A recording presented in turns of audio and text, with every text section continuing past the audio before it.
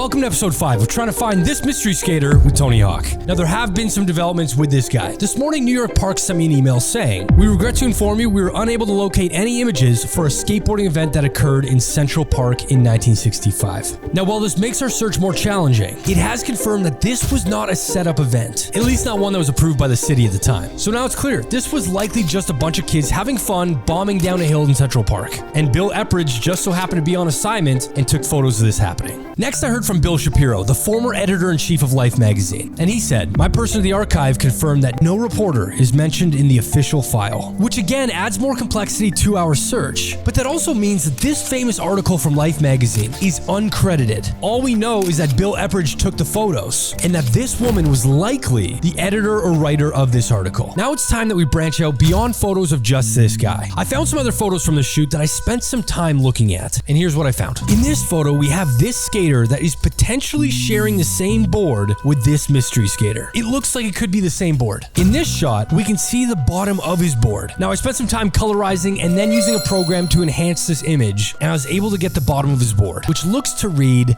Dum Dum 3. Now, I can come up with 3 explanations for what Dum Dum might mean. One being slang for a stupid or silly person, the obvious one. 2, Dum Dum was a type of bullet that was actually banned, and oddly enough due to how much damage it would cause, which I imagine most ammunition has the same end goal. That one confused me. But this was the 1960s, a time where kids were nicknaming their bikes and skateboards after fighter jets and tanks. So to have Dum Dum written on the bottom named after a bullet, it's not too far off. And explanation number 3. In 1965, there was a popular song called the Dum Dum Ditty by the Shangri-Las. Just want to put that out there. It's the same year, popular song, it's in the title. Okay, so I found that. Next, we've got this photo. Now, I did the same thing. I colorized this photo and then ran it through a software to enhance it, which when I did that, if we look at this boy's shoe, on the side of it, it reads out Manny, which is huge because we now at least have a name to work with. This boy's name is likely Manny. Next up, I spent some more time looking in the background of these photos. And this photo right here is the only other one that Bill Epridge took of a man in a suit skateboarding. It's from the same New York series. But if you look in the background, we've got this woman here watching what's happening. But what I noticed most was her outfit. We've seen this outfit before. That right there is Patty McGee, the woman that is on the cover of Life magazine for this issue. What she's wearing here is the red sweater and white pants that she has on in the cover, that she has on through multiple shots around that time. What she's wearing is her Hobie Super Surfer skateboard team uniform. It's a red sweater where there's a logo on the chest and also on the back. And I just want to point out to the last episode, if in fact this whole thing is sponsored by Hobie, it makes sense to have one of their star team members attending this photo shoot who is also associated with Life because she's on the cover. So having Patty McGee there makes sense. She could look over the shoot, she could be there to represent Hobie. This was huge when I found this. So we now need to get in contact with Patty. Next, I wanted to locate where this photo was taken. For a number of reasons. One, because Patty is in the background, but also this guy in the suit looks to have a name tag. That's not a pocket square. It looks to be a name tag. This guy over here has one as well, and this guy back here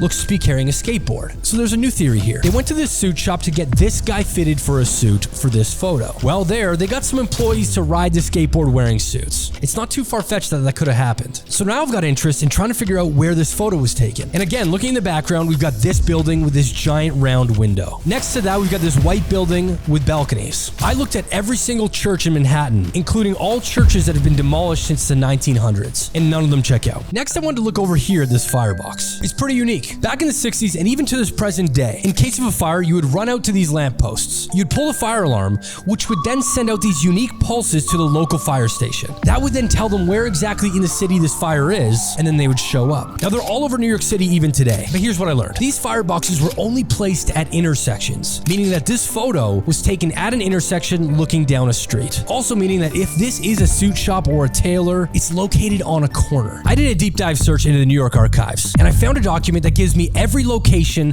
of every firebox in the city of New York. And there's currently over 13,000 of them. So I narrowed the search down to just Manhattan, and it brought the results down to 1,600. Now I slowly started chipping away at this, but it was far too time consuming to keep going. These are some examples of what fireboxes look like in New York today. Now what's interesting about this was in the 1970s, they did have an issue with people pulling the alarm and running away. So they implemented a few things to combat this. One of them was when you'd pull it, a loud alarm would go off, effectively hurting the person's ears, as well as notifying everybody around that somebody just pulled this alarm. But the second one is interesting. When you would pull it, a little mechanism would pop out and handcuff your wrist to the box. And you would have to stay there until the fire department came, and they were the only ones with the keys to free you from this box. Just an interesting piece of side history to these fireboxes. I've been in New York City a bunch of times. I've never noticed them, but yeah, there's still 13,000 of them hanging around the city. Next, a woman named Kelly reached out to me with a pretty good theory. She was suggesting that this could actually be jazz musician Sonny Rollins. This guy's dressed like a jazz musician. Sonny Rollins was from New York and was doing jazz at the time in New York. They're around the same age, and looking into it, they do share similar facial features. Now, Sonny is still alive today at 93 years old, and he still has an agent. I spoke with his agent, showed him the photos, and he said that him and his team do not believe that that was Sonny Rollins. So that theory is now closed. Lastly, I found this photo from 1965 in New York, and it's of actor Gene Kelly riding a skateboard with some kids through the city. This one was promising when I first saw it, because again, this photo already is super odd. An adult in a suit riding a skateboard. You just didn't see it. So the fact that I found another photo from the same city, same year, it had to be this guy. Now, there are some similarities. He's got the same build as our skater. He's tall, but I just don't think the faces match up enough. So here's where we're at. A couple of new big leads. If we can locate Manny,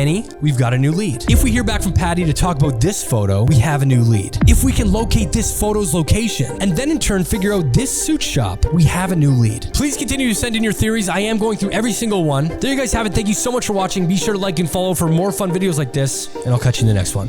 See you guys later.